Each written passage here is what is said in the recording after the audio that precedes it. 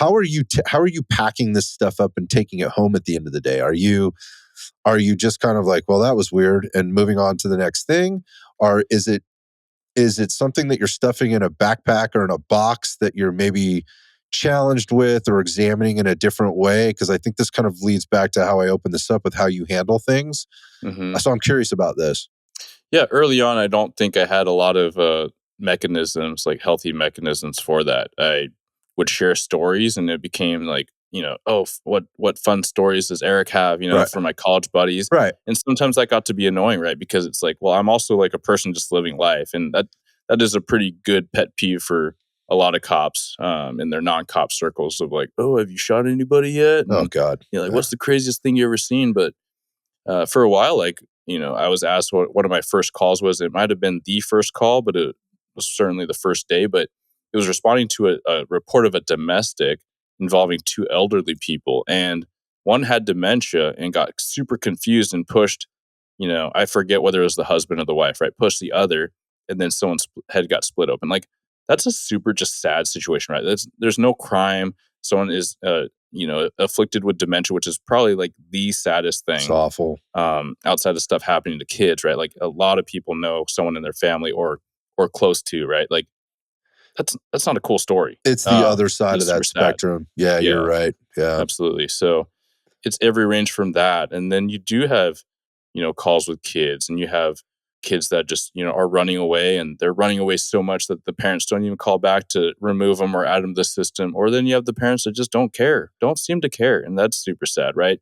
Um, how was I packing it away? I suppose I was just kind of letting it sit out, right? Like, I don't even know that I was stowing it anywhere. I wasn't really someone that was bottling things up, Okay. but I wasn't really very expressive with my emotions as a kid. If anything, I was decently emotional, but it was something that was discouraged from my dad. But then, it wasn't necessarily encouraged by my mom. Like, she was very supportive, but I think there's a part of her that worried, like, I don't know, like, are guys supposed to be sensitive? Are boys supposed to be emotional?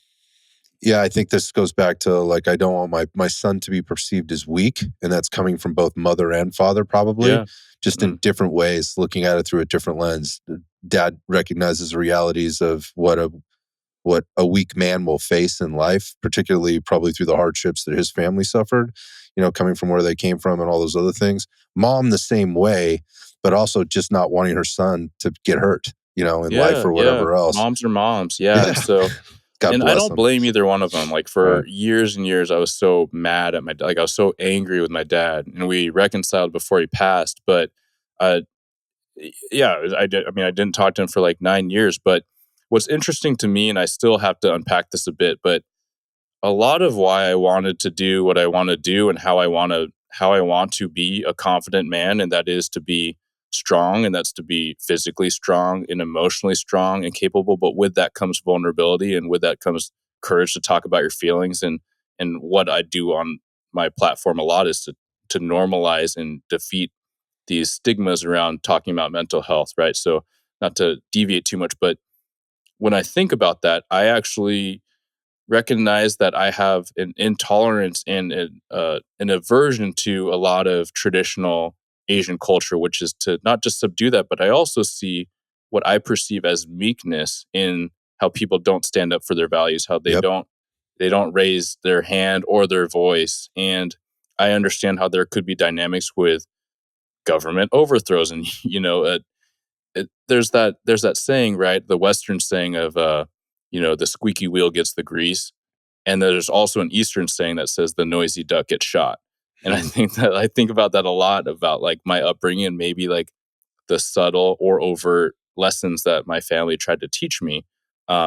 So when you analyze like how I conduct myself, or maybe how I may internalize or try to process some of my Yeah. thoughts, I think it's kind of a mesh of the two. Um, I've been I don't know if accused is the right word. Someone brought up that normally they find someone that pauses when they speak to be disingenuous because they're not just overtly saying what they say. But for me, it is processing my thoughts, trying to be diplomatic and then effective in what I say, because I have to be mindful of my audience. So that is what I was referencing earlier today. And I'm so glad you brought that up. That is a very interesting way of looking at it. You're right, and I guess you're right. I have heard that before. When somebody is taking long pauses in their conversation, it's disingenuous. That means the conversation is disingenuous. That they're overthinking and trying to maybe skirt around issues. And in the process of interrogation and things like that, I'm sure you've learned and kind of deal with this on a regular basis too. What's up with the pause? Why the Mhm. uncomfortable silence? Or whatever else. So I think it can be misconstrued as, again, disingenuous versus being um, very thoughtful. And being thoughtful is not necessarily cool. Mm. People want more assertiveness. They want more macho. They want more whatever the fuck masculinity. Yeah. Whatever you want to put it. They want to attach words. All of those things are good. Can be good things, but they can also be looked at as very bad things and villainized at some level. So that's interesting because that's what I hear and see you doing. I mean, I listen to you talk. I've listened to your podcast, and it is very controlled, and I think that intimidates people a lot of times.